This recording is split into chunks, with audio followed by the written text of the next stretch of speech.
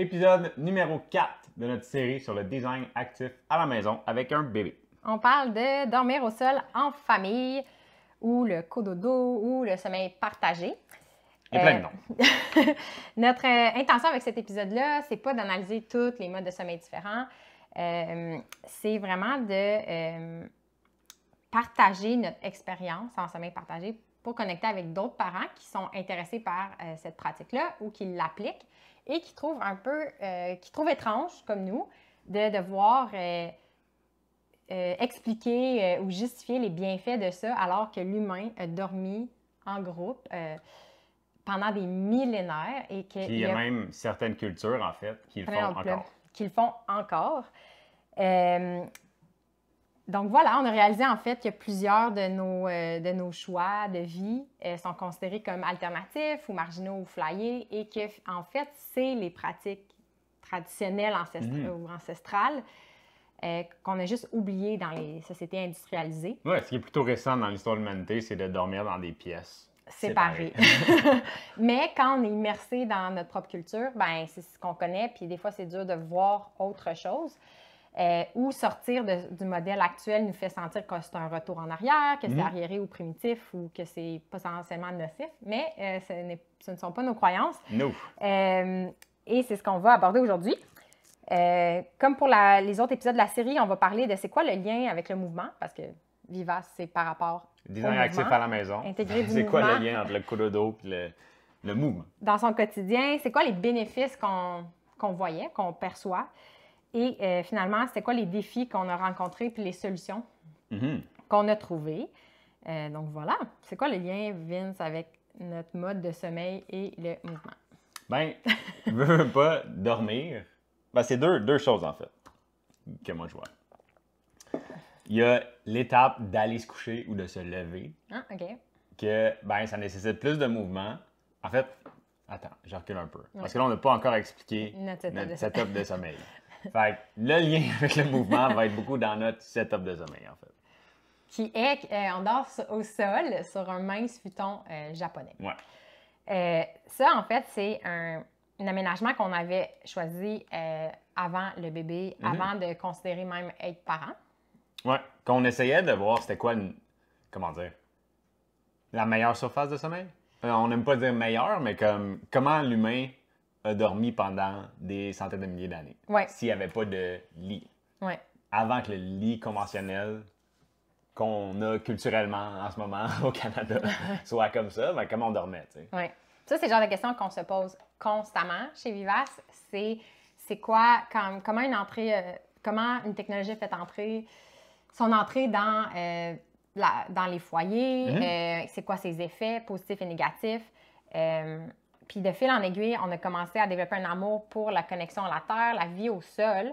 Puis on réalise en fait que l'élévation du mobilier, que ce soit les chaises, les tables, les lits, les comptoirs, c'est pas universel. Puis on a évolué sans ce type d'objet. Le déclic est vraiment arrivé quand j'ai vu ma belle-sœur qui a vécu 1 an au Japon manger au sol sur une table basse dans son salon. J'ai juste trippé, j'ai juste trouvé ça vraiment le fun. Ouais. Puis aussi, Cathy Bowman, elle a fait la biomécanicienne qu'on cite constamment.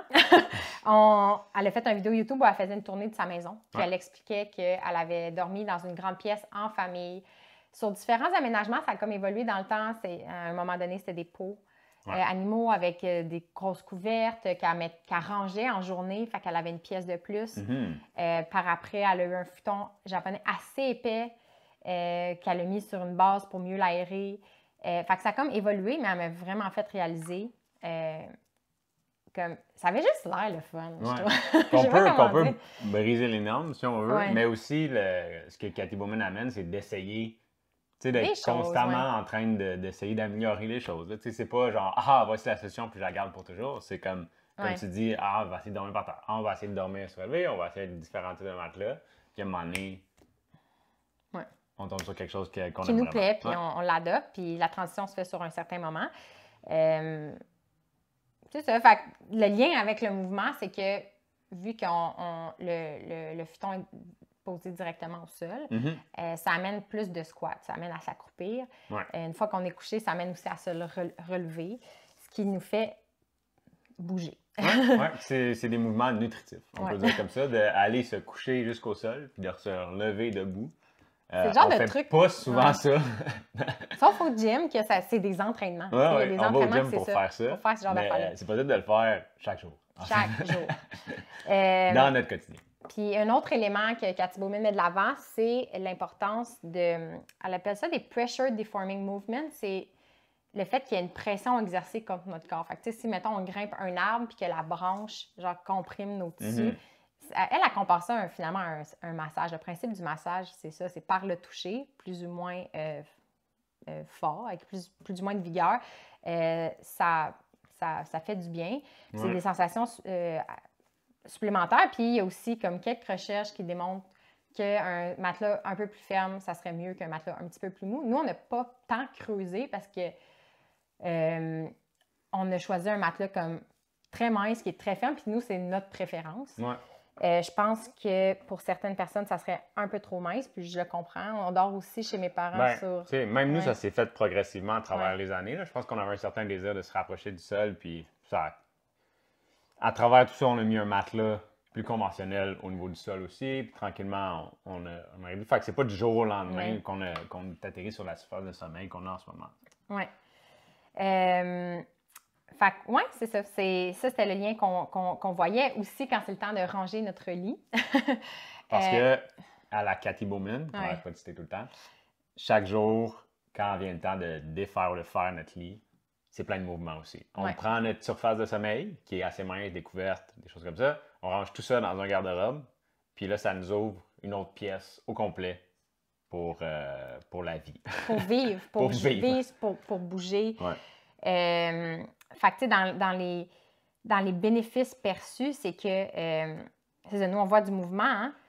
C'est moins de consommation parce qu'on n'a plus besoin de base de lit, mais vu que notre lit est plus surélevé, on n'a plus besoin de table de chevet, qui existe juste finalement pour garder nos choses à portée de main quand on est couché dans un lit. C'est comme soulever le sol au niveau du lit. Exactement. Mais nous, on a descendu le lit au niveau du sol. Pas de sommier, panoplie de choses. Alors, finalement aussi, on économise de l'argent. C'est toujours le fun, là. On peut aller mettre l'argent ailleurs. Mais, tu sais, outre le fait qu'on ne consomme pas immédiatement, ben c'est que vu qu'on a une pièce de plus en journée, il y a moins de pression de dire « Ah, j'ai besoin d'un appartement plus grand ».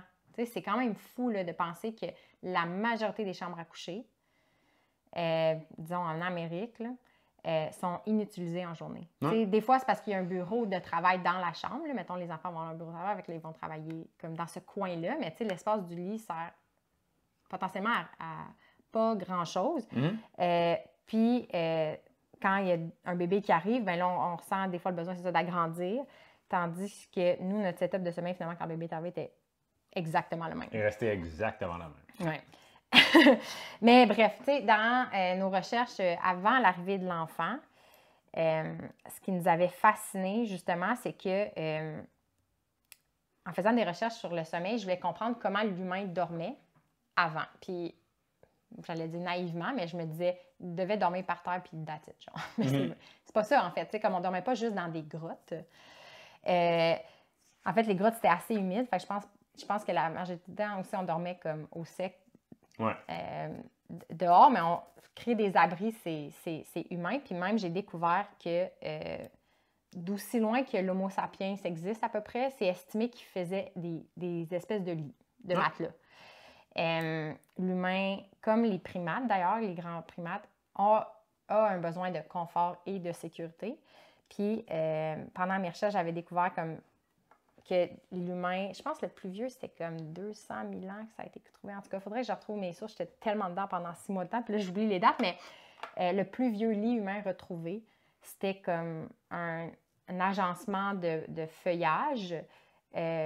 Puis, par la taille, c'est comme estimé que c'était assez grand pour accueillir plusieurs personnes. Fait que l'hypothèse, c'est qu'on dormait tout le monde ensemble. C'était pas genre chacun son lit. Puis, si jamais vous cherchez des références par rapport à ça, justement pour comme, vous outiller pour discuter du lit ou du sommeil partagé, Carol Wortman, c'est une anthropologue, puis c'est une des références mondiales dans le sommeil des humains. Elle a pas, je pense, de livres accessibles, mais elle a des articles scientifiques où elle décrit en détail l'aménagement de sommeil de plein de tribus, de peuples non industrialisés, modernes et des sociétés aussi contemporaines, urbaines, mais juste ailleurs dans le monde qu'en Amérique, mettons, ou en Occident. Puis sa conclusion, c'est que c'est les sociétés occidentales industrialisées qui sont marginales de dormir de manière individualiste. Ouais. Puis ça, c'est... Elle décrit elle dit que les agencements de sommeil varient d'une culture à l'autre. Des fois, c'est comme les femmes avec les enfants. Des fois, c'est tout le monde ensemble. Des fois, les animaux sont prêts parce que ça garde la chaleur. Tu sais, il y a vraiment beaucoup de variétés, mais il y a quand même des similarités, c'est-à-dire souvent un sommeil sans gros matelas, sans gros mobilier. J'imagine. Il y a des cultures qui n'ont pas de couverte, il y a des cultures qui n'ont pas la majorité des cultures n'ont pas d'oreiller. Et ça, pour moi, ça a énormément de potentiel, c'est d'étudier, il y a un concept qui s'appelle les Weird Societies. Je vous invite à regarder ça si ça vous intrigue. C'est Joseph, j'ai pris des notes parce que j'adore cette idée-là. Joseph Henrich, qui est un professeur en biologie évolutive humaine, qui va plusieurs années a comme réalisé que la plupart des études scientifiques, je pense que c'est en référence peut-être plus à la psycho, peut-être justement en biologie évolutive, leur échantillon, c'était des sociétés industrialisées. Puis il a sorti le terme « weird » pour dire « Western, educated, industrialized, rich and democratic ». Fait évidemment, j'essaie de comprendre c'est quoi cette définition-là, quel pays rentre là-dedans ou pas. Globalement, c'est comme l'Europe occidentale et les pays colonisateurs qui découlent aussi de l'empire, des empires gréco-romains. Fait que, bref, il y a un peu de flou aussi sur qu'est-ce qui rentre là-dedans, mais globalement, il y a quand même des tendances, puis c'est vraiment intéressant. Puis lui, sa conclusion, c'est que si les études scientifiques sont juste basées sur cet échantillon-là, puis je pense qu'en psycho, là, c'est genre au-dessus de 90% que l'échantillonnage, c'est les Weird Societies, ben ça crée une perception déformée de c'est quoi la nature humaine, de c'est quoi des comportements humains standards ou normaux. Puis il y a un besoin impératif de sortir de cette bulle-là, puis d'aller voir ce qui se fait ailleurs, puis d'aller voir ce qui se faisait avant. Fait que, voilà, moi, c'est une passion d'étudier ce qui se passe dans des Weird Societies. D'ailleurs, on a reçu au podcast le chercheur en biologie évolutive David Sanson, qui a fait des recherches sur le sommeil des primates, mais qui s'est aussi intéressé au sommeil des humains. Puis on en parle pendant l'épisode. Sa conclusion, c'est que dormir en groupe, c'est ce qui assurait numéro 1 notre sécurité, notre sentiment de sécurité, avant même le feu. T'sais, on pensait que la présence du feu nous protège. Ben, c'est ça, on oublie dans la nature, il y a des prédateurs. Mais lui, sa conclusion, son interprétation, c'est que c'est dormir en groupe qui nous donne un sentiment de protection. Fait que si c'est comme présent depuis qu'on existe, puis que c'est fondamental à l'expérience humaine depuis des centaines de milliers d'années. Moi, c'était assez pour moi pour dire, ça fait du sens. Parce que, c'est ça, c'est le genre d'affaire que la science ne peut pas connaître tous les impacts de cette pratique-là. Autant de dormir séparés que de dormir tous ensemble. À un certain point, il faut utiliser un petit peu plus la logique puis dire, comme tu dis, si on a fait ça pendant des centaines de milliers d'années, ça doit être nourrissant comme style de vie, comme habitude. Puis, ce qui est intéressant, c'est qu'en faisant des recherches pour notre sommeil en tant qu'adulte, pas célibataire, mais comme sans enfant, une autre référence mondiale, le nom qui revenait constamment, c'est James McKenna. Son livre, on en a parlé à plusieurs reprises, c'est Safe Infant Sleep. Il parle du sommeil partagé. Lui, ça fait des décennies qu'il étudie le sommeil, surtout mère-enfant aussi, en lien avec l'allaitement. Puis lui, sa conclusion, c'est la même chose. C'est comme ça que l'humain dormait. Puis l'expérience sensorielle de la proximité avec le parent est super importante pour le bébé et aussi pour la mère. Puis lui, dans le fond, il y a comme une quête de vie, de devoir informer des bénéfices de ça, puis de vouloir amener cette pratique-là de l'avant, parce qu'en ce moment, de ce que je comprends de l'Ordre des pédiatres aux États-Unis, j'imagine que c'est sensiblement la même chose au Canada, ne recommande pas le sommeil partagé, le voit comme dangereux, mais il déconstruit tous les arguments dans ce livre-là. C'est vraiment un bon livre. Il y a des podcasts où il s'exprime très clairement. Je trouvais qu'il prenait des pincettes des fois à certains moments parce qu'il c'est quand même un sujet délicat. Ouais. Je trouvais qu'il était vraiment comme il prenait des pincettes, mais je l'écoutais en podcast puis il était très, très, très tranchant sur l'importance d'adresser cette question-là puis d'arrêter de faire peur aux parents que de dormir avec son enfant va tuer l'enfant. Parce que c'est ça la crainte. Puis lui, il déconstruit puis il explique que il y a des conditions qui sont plus risquées que d'autres. Fait que les parents en état d'ébriété, les parents sous l'effet de la drogue, l'aménagement de sommeil, s'il y a plein de couvertes, s'il y a un animal de compagnie, ça peut influencer. Oui. Puis, ce qu'il explique, c'est que si l'état du parent est bon, si la surface de sommeil est bonne, c'est une pratique qui est bénéfique, en fait, pour la famille. Puis finalement, dans son livre, le setup, l'aménagement comme qui juge le plus sécuritaire, c'est un matelas déposé au sol, décollé du mur pour pas qu'il y ait comme de craques, avec peu de couvertes et de coussins. Fait que quand on a vu l'image, on a fait « OK, c'est le même qu'on dort déjà. » Parce qu'il y a une image qui prend toute une page au complet dans le livre. Puis quand on est arrivé à cette page-là, c'était carrément notre surface de sommeil. Le sommeil. Qu'on avait déjà avant l'arrivée de Marquerelle, mais avec un bébé dedans. Ouais.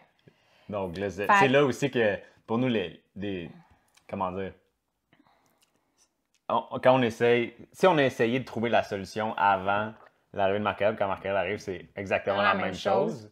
On était quand même vraiment charmés. Ouais, c'est ça. dans nos recherches. Puis ça, c'est le genre de truc qu'on a parlé dans le passé, dans d'autres épisodes de notre émission qui s'appelle Le Studio, puis il y a des vidéos sur YouTube. On reparle de tout ça parce qu'on sait qu'il y a des nouvelles personnes dans notre audience qui entendent peut-être ça pour la première fois, puis on trouve que c'est important de reparler de ça pour présenter un peu notre logique. Mais c'est ça, pendant, je pense, plus qu'un an, on a fait des lives presque chaque samedi. Soit sur Facebook ou sur YouTube. C'était des épisodes qui étaient enregistrés live, qui n'avaient vraiment pas beaucoup de monde en live. C'était juste pas la bonne place pour ça. On a beaucoup appris dans les dernières années. Mais les épisodes sont encore en ligne, ils ont été enregistrés puis sont disponibles sur YouTube. Puis on est en train de voir comment peut-être les remettre sur le site web ou en tout cas les intégrer d'une autre façon. Mais notre approche, depuis le début, avec dans le temps ça s'appelait Renard, maintenant ça s'appelle Vivace, on avait juste à cœur de partager nos découvertes. Faire comme des livres, des auteurs, des recherches, mais aussi de partager notre expérience parce que je voulais le vivre. Il y a des choses que je veux vivre, puis je veux en parler, puis je veux connecter, puis savoir aussi comment ça se passe de votre côté. Le sommeil, dans le fond, ça a été quoi? Notre troisième point, c'était quoi les défis finalement? T'sais, on avait ça sur papier, c'était bien cute, là, mais comme qu'est-ce qui est arrivé une fois que l'enfant était là? Fait que finalement, notre aménagement de sommeil avec l'enfant a comme coûté... c'est $0 de plus. On a acheté comme une petite lampe comme touch, je ne sais pas comment l'appeler. Comme pour une veilleuse pour l'allaitement. On avait acheté des piquets parce qu'on pratique l'hygiène naturelle infantile. À certains moments, ils portaient des couches. D'autres fois, on testait sans couche. Mais il y avait toujours un piquet. Oui, pour protéger le matelas. Puis aussi parce que les filles, quand on allaite puis qu'il y a des montées de lait la nuit, au début, j'étais assez fascinée de la quantité de lait qui se retrouvait sur mes couvertes. Fait que je trouvais que le piquet aidait avec ça. Fait que ça a été nos achats pour la nuit. Mais sinon, ça a comme... Finalement, l'arrivée du bébé n'a rien coûté. Pas besoin de bassinette, pas besoin de trucs supplémentaires. Puis c'est ça. J'ai des trucs sur l'allaitement, mais on va en reparler après. Fait que finalement, les défis, c'était, je pense, le numéro 1, c'est la crainte des blessures. Tu sais, la crainte de rouler sur son enfant ou que son enfant se blesse, surtout quand le discours dit que c'est dangereux. C'est sûr que même si on est confiant dans la décision, même si on on a trouvé plein de ressources pour nous aider puis qui appuient cette décision-là, ben, veux pas si il y a plein de gens ou une autorité qui dit que c'est dangereux, ben ça sème un peu des graines dans notre tête. C'est comme, c'est-tu vraiment dangereux mon bébé, ce que je suis en train de faire en ce moment? Fait que même nous, au début, je pense qu'on a eu des... En tout cas, moi, je me rappelle que m'être réveillé une nuit un petit peu trop proche d'un bébé naissant puis d'avoir un peu peur. Mais... Ça arrivé une fois, je pense que tu l'as accroché avec ton coude quand il était vraiment plus jeune, mais même pas au point où ça lui a fait mal. Ben non. Dans le fond, la première nuit à l'hôpital, tu sais, moi, je voulais accoucher à la maison de naissance, j'aurais voulu accoucher à la maison aussi, mais finalement, j'ai eu une césarienne et ça, on en parle dans un autre épisode sur ce qui s'appelle l'accouchement actif, point de dérogation. Je vous vole le punch un peu, mais j'ai accouché, j'ai eu une césarienne, fait qu'on a passé les premiers jours à l'hôpital et la recommandation à l'hôpital, c'est qu'il dort dans son berceau et il a dormi sur moi, ce bébé-là. On a comme barricadé le lit avec plein de coussins. Marc-Aurèle a passé sa première nuit sur mon chest, sur mon torse. Puis ça m'avait fait absolument du bien. Je sentais que c'était beau, c'est la belle chose. C'est ça aussi un aspect du mouvement qu'on inclut, nous, c'est l'expérience sensorielle. Puis je pense que notre société a une carence en toucher, en contact physique. Ouais.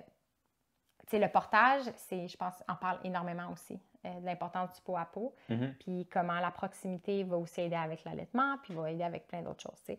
Fait que, bref, l'enfant dormit sur moi, mais j'avais tellement peur au fond de moi, j'avais peur que les infirmières meurent leurs proches, comme on nous réveillait en pleine nuit, parce que, les infirmières, pour vrai, là, étaient absolument adorables. On a reçu beaucoup d'aide. Ils font juste appliquer un protocole qui est de nous réveiller aux 3 heures pour voir si le bébé, ses signes vitaux sont bons, mais ça crée dans le fond de ton esprit la possibilité qu'on dirait qu'un enfant, un bébé peut mourir à tout moment. Je ne sais pas si vous avez vécu ça, mais nous, c'est ça l'effet que ça a fait. Fait que quand je me mets proche de mon bébé, puis qu'on dirait que je ne sentais pas s'il respirait, il fallait que je vérifie. Oh my God, il respire-tu encore? Moi, c'est ça que j'ai trouvé le plus tough au début. C'était comme la peur. Ouais. En lien avec mon choix, qui arrive de quoi à mon enfant. Puis finalement, tu dors, puis tu es tout le temps dans une espèce d'état d'éveil ou de vigilance. Fait que ça, au début, dans les premiers mois, c'était... Dans les premières semaines, peut-être pas moi, mais cette semaine, c'était... Moi, j'ai trouvé ça rough. Je sais pas pour toi, là. Ouais, c'était quand même difficile, mais en même temps, ça semblait un peu naturel, dans le sens où j'ai beaucoup de souvenirs de ces nuits-là. Mais c'est vrai qu'on dormait moins profondément, mais ça me torturait pas. On dirait que c'était comme nécessaire d'être plus vigilant. Là. OK. Oui, je comprends. Ouais. Puis finalement, c'est ça qui est particulier, c'est que la plus grande peur, c'est de blesser notre enfant, mais finalement, le plus gros défi en ce moment, là, puis ça n'a pas été long après une couple de mois, c'est que c'est notre enfant qui nous kick d'en face. Puis j'aime ça le dire de même parce que c'est vraiment ça. Ouais. Comme il y a des nuits où il bougeait énormément, puis il finit toujours perpendiculaire entre toi puis moi. Ouais. Les pieds dans ma face. Souvent, les pieds dans ta face. La face sur ton torse. Sur mon torse. Puis ça, on n'a pas encore comme... Nous, on veut rester en cododo. Notre doula, notre amie Mamie Doula, elle nous a dit, peut-être, comme rajouter un petit matelas au sol juste à côté, pour que vous ayez peut-être encore un petit peu plus d'espace. Fait que je me dis, OK, on va tester ça. Et on va aussi tester Là, on teste, en fait, de se rapprocher aussi du bébé en se demandant, est-ce que le contact physique, mettons, plus proche, le rassure? T'sais, une de nos hypothèses, puis je veux dire, c'est ça avec Vivace, on aime ça, comme partager nos hypothèses en cours de route. Fait que des fois, on ne les a pas testées encore, on n'est pas sûr. Ouais. Mais une de mes hypothèses, c'était, est-ce que une partie de ces mouvements, c'est pour nous repérer, genre, puis savoir qu'on est là, puis se rappeler, puis que nous, on réagisse pour se rapprocher. Fait que parce que même moi, c'est arrivé la nuit passée, en fait. Ah oui? Il était agité, il bougeait un petit peu, il chignait, puis tu sais, pas pleurer, mais je disais, Puis là, j'ai juste mis ma main sur lui, puis il s'est rendormi. OK. Puis ça, c'est arrivé à plusieurs reprises. Des fois, ça marche pas, mais des fois, ça marche aussi. Okay. Fait que ça veut dire que ça vient peut-être répondre à un besoin, puis ça vient un peu appuyer cette théorie-là. Mais on en a plein d'autres aussi, des théories, parce que des fois, ça marche pas. Des fois, il est agité, puis on sent que c'est parce qu'il n'a pas assez mangé dans la journée. Ouais. Des fois, il y a plein de choses de notre style de vie qui peuvent venir influencer le sommeil. Notre sommeil à nous, mais le sommeil de notre bébé aussi, qui est peut-être plus sensible que nous, en fait, à certaines choses dans notre style de vie. Fait on essaye d'explorer et de comprendre tout ça encore à ce jour. Parce que Marc-Aurèle approche 1 an, il y a une dent et demie, mais on sent que les autres poussent. Fait que des fois, c'est comme... Est-ce que c'est les dents, les découvres, genre des nouveaux aliments? Est-ce que c'est la digestion? Fait que, où on se déplace beaucoup ces temps-ci, on dort pas tout le temps au même endroit. Puis on sent, même nous, des adultes, ben, quand on dort pas, quand on va en camping, mettons, des fois on dort un peu moins bien, mais c'est juste parce qu'on n'est pas au même endroit. Notre corps est plus vigilant, plus comme on dort moins profondément. Fait qu'on sent que c'est peut-être la même chose aussi pour Marc-Aurèle pour certaines nuits. Ouais. C'est complexe. Mais c'est ça qui est intéressant, qu'on a l'impression, on a l'intuition que le contact physique de proximité, c'est une solution, alors que, tu sais, dans le défi numéro 2 que j'ai noté, un gros défi, un gros sujet de discussion, je pense, par rapport au cododo, c'est le malaise, même profond de certaines personnes par rapport à la proximité physique qui est souvent associée presque exclusivement à un contact sexuel. Ouais. Puis ça, je le comprends. Le lit, on s'intéresse beaucoup à la symbolique des objets aussi, parce qu'on réalise que notre attachement à des objets, des fois, c'est parce que l'objet nous permet de faire moins d'efforts. Le fait que les lits soient surélevés, ça nous permet de faire moins de mouvements, en fait. C'est comme on a juste à baisser légèrement, puis on est déjà sur notre lit. Fait qu'il y a une portion que c'est moins de mouvement, mais il y a un attachement des humains aux objets qu'ils créent pour ce que ça représente. Puis ça, on s'en rend des fois plus compte.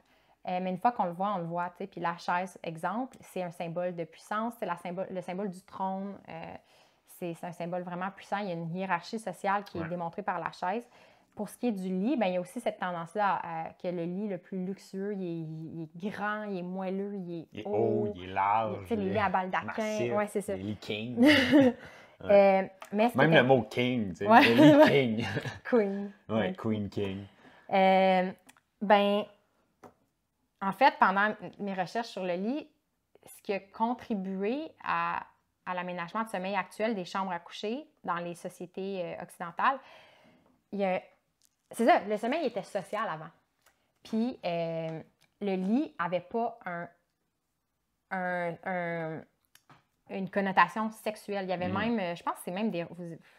Il faut aller voir, là, mais il y a même des rois en France là, qui conduisaient des affaires dans le lit. C'était même un objet social, en fait, d'accueil en journée, parce que avant qu'on ait des grosses maisons, les espaces étaient plus limités.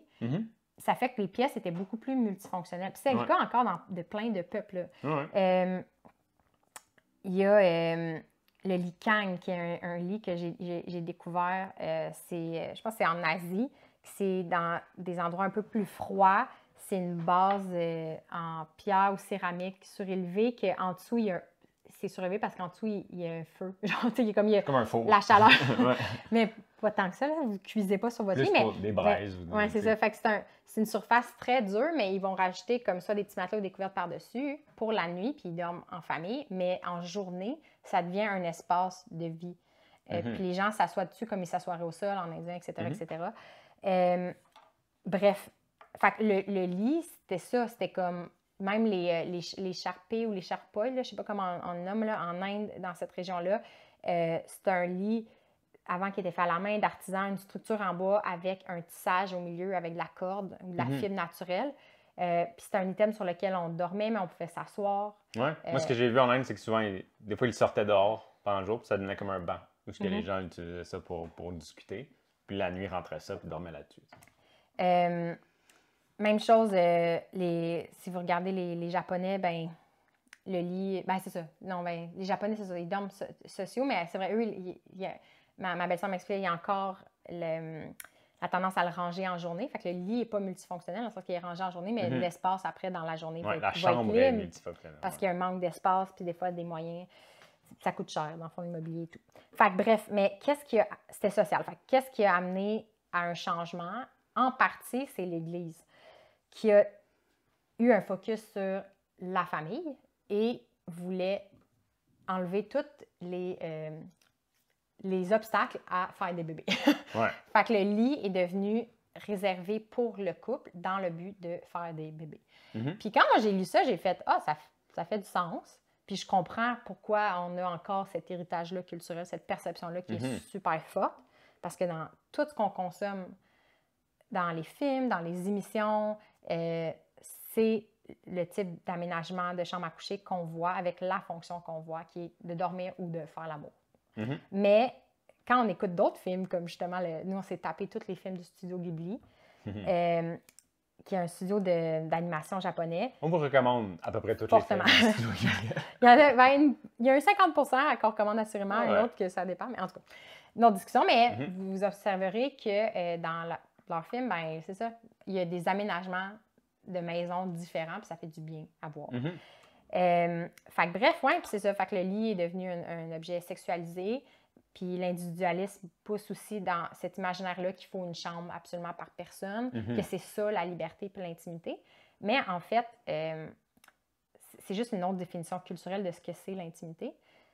Puis, j'en viens à croire aussi qu'on a comme un malaise, en fait, avec les contacts physiques, mais qu'on en a besoin. Tu sais, on a besoin. Oui, on a une carence, mais culturellement, il y a un malaise par rapport à ça en ce moment. Oui, vraiment.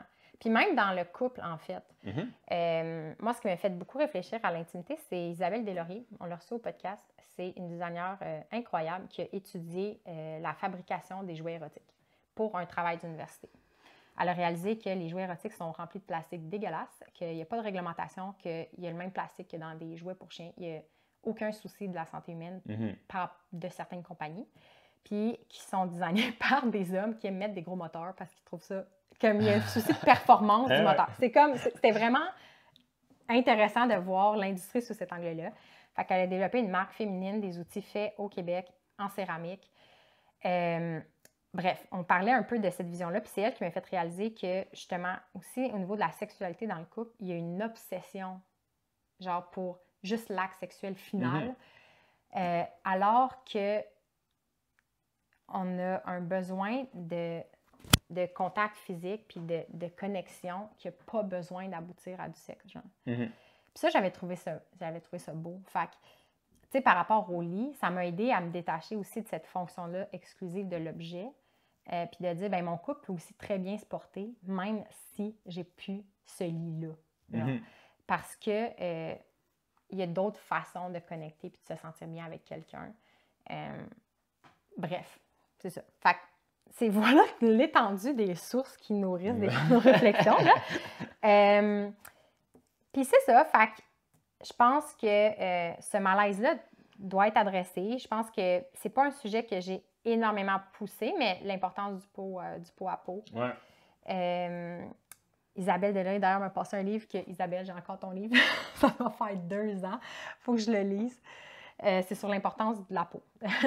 Je sais qu'il y a aussi d'autres intervenants qui vont parler du toucher conscient, qui est un atelier qu'on avait suivi à un événement sur l'éducation autrement. J'avais trouvé ça vraiment intéressant. Fait que c'est un gros sujet en soi. Fait que c'est quelque chose qui vous intéresse, dites-nous là. On va continuer les recherches en ce sens. Sinon, c'est ça, les 2 gros défis, moi je trouve, c'est la crainte des blessures, le malaise social par rapport à la sexualité qui fait qu'on peut se sentir mal à l'aise nous-mêmes comme parents de dire qu'on dort en famille. Là, quand c'est un bébé, je pense que c'est quand même correct, mais là, c'est plus l'idée que quand l'enfant vieillit, qu'est-ce qu'on fait? Qu'est-ce qu'on fait? On n'est pas encore là-dedans. On n'est pas encore là-dedans. C'est dur. Nous, on s'assure de partager ce qu'on vit, notre expérience puis notre plan de match. Pour l'instant, le plan de match n'est pas de faire dormir Marc-Aurèle dans une autre pièce. Mais on va voir au fur et à mesure. Ça se peut que tranquillement, il dorme peut-être sur un matelas à côté de nous, collé, mais qu'on élargisse un petit peu le lit parce que là, à 3, sur notre matelas, notre futon japonais, plus Marc-Aurèle grandit, plus on est un petit peu tassé. À voir si on veut garder cette proximité-là ou non. Ah, mais c'est vrai, c'est vrai, on n'a pas parlé des avantages aussi, le fait que le matelas soit au sol. D'habitude, on le dit systématiquement, mais là, Marc-Aurèle grandit, mais quand même, je trouve que les meilleurs... comment faire? Ah oui, c'est vrai, un des défis, je ne l'avais pas noté, mais ça va être ça. Quand on va dormir ailleurs. Parce que, nous, on essaie de se rapprocher, de se créer une vie de clan, fait qu'on se rapproche des grands-parents de Marc-Aurèle, puis on dort certaines nuits à Laval parce qu'on a de l'aide de nos parents.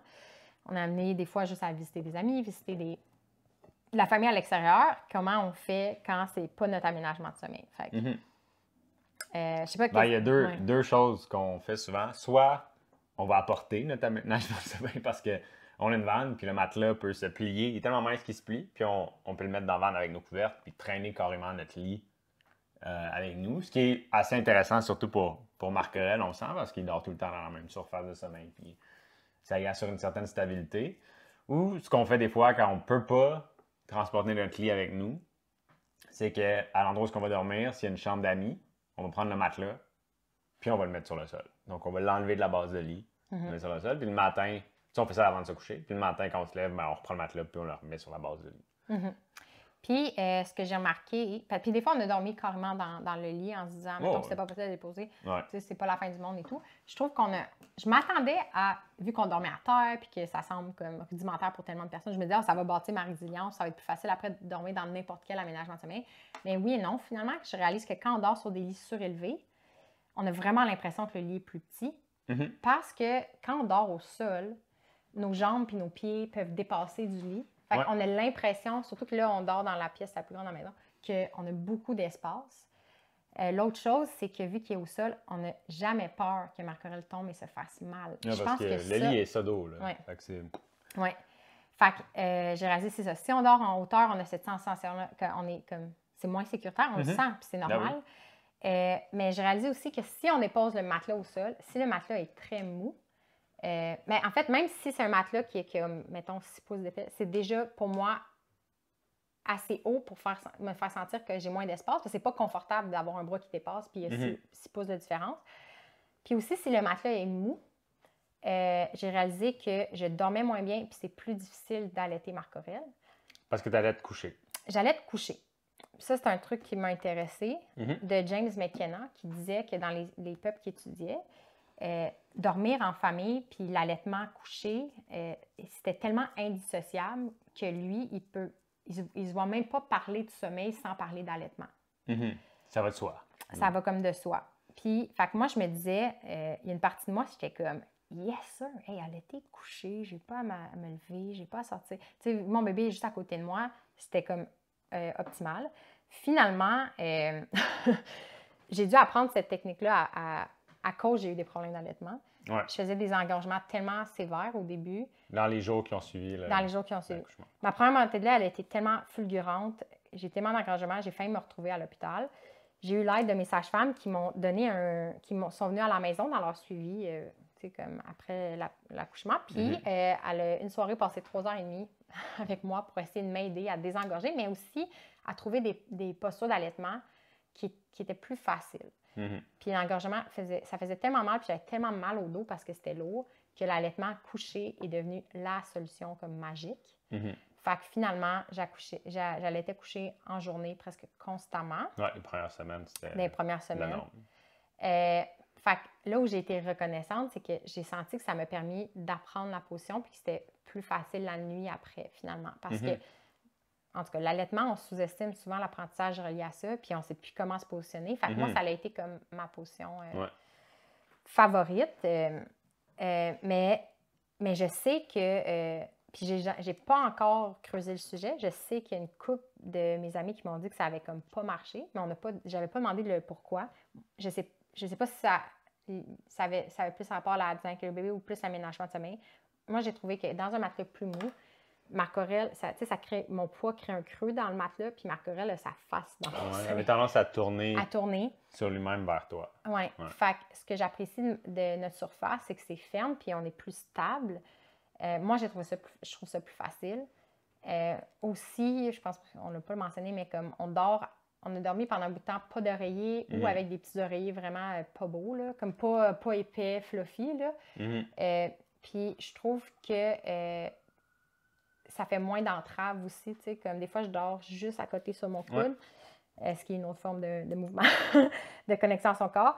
Puis, tu sais, ça me donne un sentiment d'espace dégagé qui a aussi, je pense, facilité l'allaitement. Puis, je pense qu'on en a glissé un mot aussi dans l'épisode sur le HNI, mais le fait que Marc-Aurèle a souvent dormi sans couche fait en sorte qu'il était capable de dormir, qu'il est encore capable de dormir sur le côté, de coller ses jambes, chose qui est vraiment difficile à faire avec une couche. Puis, d'après moi, ça l'a sûrement aidé aussi avec l'allaitement à certains moments.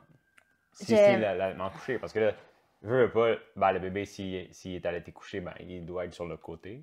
Pas comme ça, ni sur le ventre. Fait, Mais ça, c'est un truc que j'aimerais vraiment avoir James McKenna au podcast. Puis c'est un truc que j'aimerais lui demander parce que, en tout cas, de mémoire, il ne parle pas de la position de côté pour le sommeil des bébés, mais c'est la position à Marc Aurèle où il se place en petit joueur de football, il boit. Il boit. Puis son réflexe, c'est toujours de se retourner de l'autre côté. Puis de s'endormir de ce côté-là. De l'autre côté. Puis des fois, en été, il dort en étoile complètement. Il y mais a plein de positions. Ça va...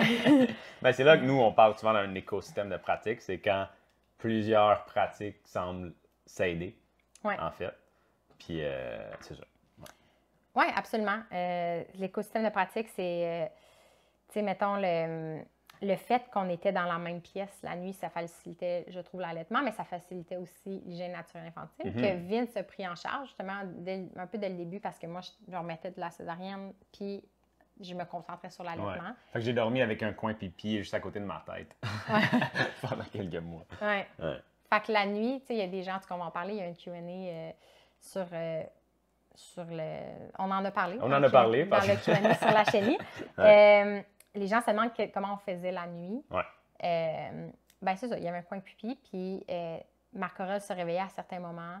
En tout cas, on en a parlé, mais comme... fait que c'était juste à côté du lit, c'était quand même assez facile. Fait que l'écosystème pratique, c'est avec la chenille, le contact peau à peau, l'allaitement, aussi le portage, c'est ça, souvent le sommeil partagé. On imagine, on pense à ça, le cododo, juste la nuit. Mais une grosse partie du sommeil des enfants, c'est les siestes en journée. Puis Marc Aurèle a fait la majorité de ses siestes dans nos bras, en portage. En portage. Puis, comme je pense qu'énormément de parents observent que leur enfant s'endort mieux en portage, en auto, dans une berceuse. Il y a comme un aspect de mouvement qui doit être réconfortant pour l'enfant. Ouais. Comme la chaise berceuse un peu, c'est ça. Ce mouvement-là, ben, on peut avoir l'hypothèse que c'est pour reproduire la marche ou le mouvement du parent qui porte son enfant. Puis on était épatés, nous, que Marc Aurèle dormait très, très bien dans nos bras, même quand on faisait des tâches de la maison assez vigoureuses. Ah oui, c'est surprenant. Passer le balai, cuisiner. Puis moi, je remarque en fait que c'est quand il est en peau à peau en portage, il est out. C'est le il dort profondément. C'est assez impressionnant. Oui. Fait que c'est ça qui nous intéresse aussi dans notre vision du design actif, c'est de choisir des pratiques qui s'enrichissent les unes les autres. Ça, c'est vraiment quelque chose qu'on aime adresser.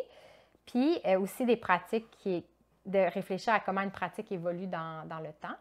Fait que, comme on dit, notre prochain défi, le terrain de jeu, c'est de figure out comment on va aménager la chambre ou les chambres quand notre enfant va vieillir. C'est ça. Une chose que j'aimerais faire, en fait, c'est de complètement... Tu sais, il faut juste changer l'imaginaire par rapport à c'est quoi dormir puis c'est quoi une chambre à coucher. Puis que ça ressemble tellement pas vraiment à ce que les gens connaissent. Fait que c'est dur de dire comment c'est bizarre, c'est un lit d'adulte, mais il y a des enfants dedans. Tu sais, c'est comme tu dis, soit il va avoir son lit à côté de nous, ou je sais qu'il y a des personnes, mettons, qui vont dormir, il va avoir des lits à 2 étages, ou des lits différemment.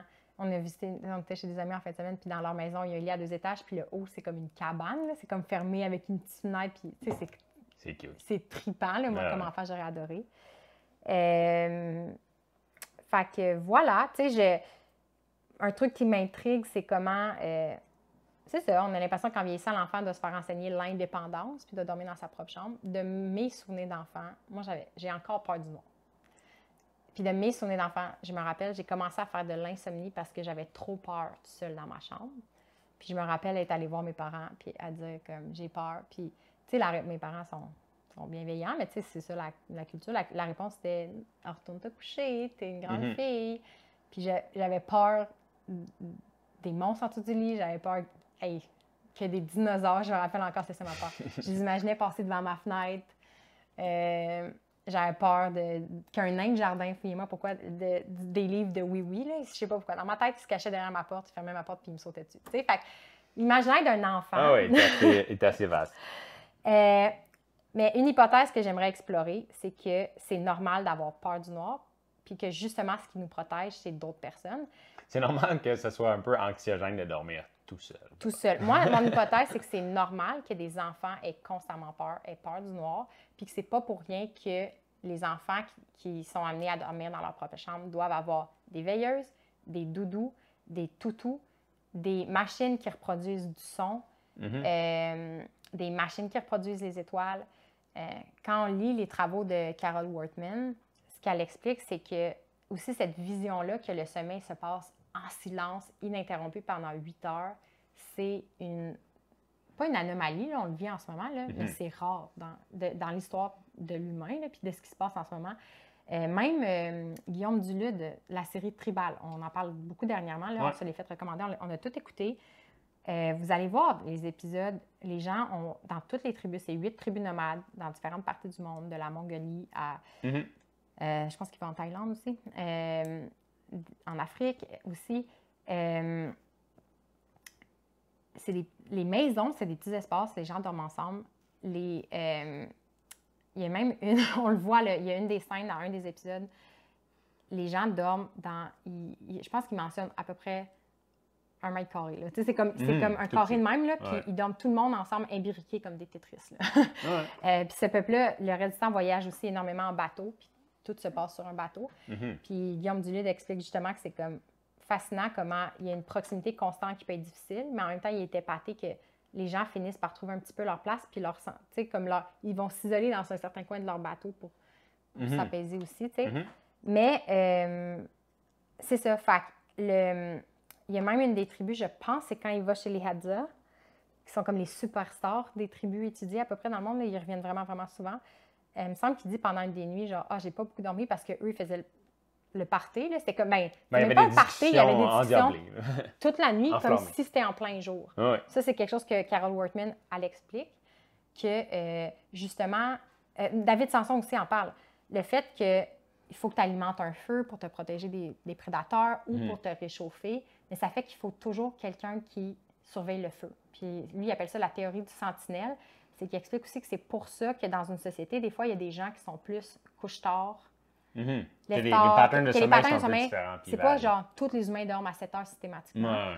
Parce qu'il faut constamment qu'il y ait des gens qui soient en train de surveiller le feu. Puis dans ses études, David Sanson, c'était aussi chez les Hadza, il explique qu'il y a comme quelques minutes à peine pendant la nuit où souvent tout le monde dormait en même temps. Il y avait toujours quelqu'un d'éveillé. Il y a des discussions qui repartaient. Les enfants aussi avaient des patterns de sommeil où ils pouvaient s'endormir comme ils voulaient. Puis on remarque dans ces épisodes-là aussi que l'humain va s'habituer au contexte de sommeil dans lequel il est le plus souvent. Tu sais, comme Guillaume Dulude arrive là-dedans, puis là, les gens parlent la nuit. Fait que nous, ils dorment pas bien. Nous, dans le style de vie canadien, on n'est pas habitués à ça, des gens qui parlent pendant la nuit, mais ça n'empêchait pas nécessairement les autres. Ils n'en parlent pas vraiment dans la... Mais je serais intéressé de parler à Guillaume Dulude pour le savoir, mais est-ce que ça a impacté le sommeil de tout le monde de la tribu ou tout le monde... Les gens qui dormaient ont continué de dormir? Parce qu'il y a un épisode où les gens habitent sur des bateaux. C'est complètement fascinant. Puis, je veux dire, le bateau fait ça, il y a la lumière de la lune, puis tout le monde dort. Puis Guillaume Dulude est genre... Je suis pas capable de dormir. J'avais pas ça. Tu sais, fait que les gens sont juste habitués de dormir dans ce contexte-là, qui est complètement différent de nous, mais dormir aussi à proximité. En tout cas, tout ça pour dire que l'humain va s'habituer au contexte dans lequel il... Fait que justement, si on étudie les weird societies, puis qu'on prend des gens occidentaux, puis qu'on les met dans un contexte de sommeil où il y a du bruit, on va dire c'est vraiment mieux de dormir en silence. Mais non, mais c'est parce qu'on est habitué à ça, puis c'est ça qu'on croit qui est meilleur. Mais même les adultes, il y a des machines pour reproduire du son de la nature. Il y a comme des trucs pour reproduire le froid, de la température de la nuit qui baisse. On s'est créé des technologies pour compenser le fait qu'on n'est plus dehors, connecté aux éléments, puis qu'on n'est plus connecté à d'autres humains. Moi, c'est ça que je vois. Quand je vois des nouvelles technologies comme ça, je me dis pas « Wow, l'humain est tellement intelligent d'avoir inventé une nouvelle gogosse qui fait des bruits de wawaron. » Je me dis « Qu'est-ce que ça remplace qui était naturel avant, qui était là avant? » Oui, puis c'est quoi l'impact de l'ajout de cette technologie-là aussi qui remplace quelque chose qui était là avant? Parce qu'il y a une espèce de cascade de technologie qui suit ça, tu sais, parce que ta bébelle qui fait du son, c'est le fun, ça aide à dormir, mais elle a été fabriquée, c'est plein de plastique. Puis après ça, est-ce qu'il est facile à recycler? Il y a de l'énergie qui rentre là-dedans aussi. Elle vient de où, cette énergie-là? Fait que tu sais, il y a plein de variables à calculer. Mais, comme tu dis, c'est drôle de dire que si on dormait dehors, on n'a pas besoin de, comme d'air climatisé, ou tu sais, comme là, il n'y a pas de vent l'été dans la maison. Fait qu'il faut reproduire une espèce de vent frais qui est juste dehors. C'est fascinant. Puis, c'est ça. Puis même David Sanson, qui, lui, il est américain, puis il enseigne maintenant à Toronto. sais, il l'a dit, tu arrives dans ces tribus-là, puis tu n'as pas envie d'aller dormir tout seul dans ton coin parce que tu te sens vulnérable, tu sais. Je pense que grâce à nos maisons, avec des murs épais, les portes barrées, on a un sentiment de sécurité. Mais quand tu retournes dans un contexte où tu n'as pas cette protection-là, ben c'est ça. C'est les gens autour de toi qui te font sentir protégé. Puis on peut en revenir un peu aux enfants, de dire comme, ben, le bébé ne sait pas nécessairement que la porte est barrée. Exact. Donc, tu sais, n'a pas ces références-là de sécurité dans sa tête pour dire, OK, là, je suis en sécurité. Fait est-ce que c'est mieux, en fait, qu'il soit à proximité d'un adulte pendant la nuit? C'est une bonne question à se poser, je pense. Oui, c'est ça. Je pense qu'il y a beaucoup d'écrits sur les besoins. Tu sais, la parentalité proximale, un peu cette prémisse-là de dire, le bébé, lui, il ne sait pas que la société n'est plus ce qu'elle était de là 200 000 ans. Parce que l'Homo sapiens, son corps est sensiblement le même. Ah oui. L'Homo sapiens, on évolue constamment, mais à une lenteur qu'on a de la misère à comprendre. Puis c'est comme ça. Le bébé vient au monde, puis lui, il a les mêmes besoins. Il est dans un univers sensoriel, puis c'est ce qu'on veut lui offrir, un contexte de proximité. Puis, mais que l'enfant vieillisse, ben, en fait, une de mes aspirations, c'est qu'on dorme de plus en plus vraiment dehors. Comme, tu sais, si jamais... Quand on peut. Ouais. Si on sort de la ville, si jamais... Même des fois, chez nos parents, là, on a commencé à... Tu sais, il y a des nuits, on dormait en camping, dans la cour, en banlieue. Mais je réalise que si jamais j'ai une mini-maison ou un terrain avec une certaine maison dessus, même si la maison est grande, j'aurais envie, comme 3 mois par année, là, du printemps à l'automne, de dormir dehors, puis d'aller faire certaines activités en dedans. Tu sais, c'est aussi de changer complètement c'est quoi notre vision de dormir puis de la chambre à coucher, au lieu de avoir ce focus-là que j'avais peut-être moi-même avant, de optimiser la chambre à coucher avec plein de technologies pour mieux dormir. Là, en fait, c'est revenir à l'essentiel. Ouais. C'est un peu ça notre vision. Puis on va faire des updates en cours de route de ce qu'on apprend, comme d'habitude. C'est pas fini. Fait que merci d'être avec nous, puis à bientôt. À bientôt.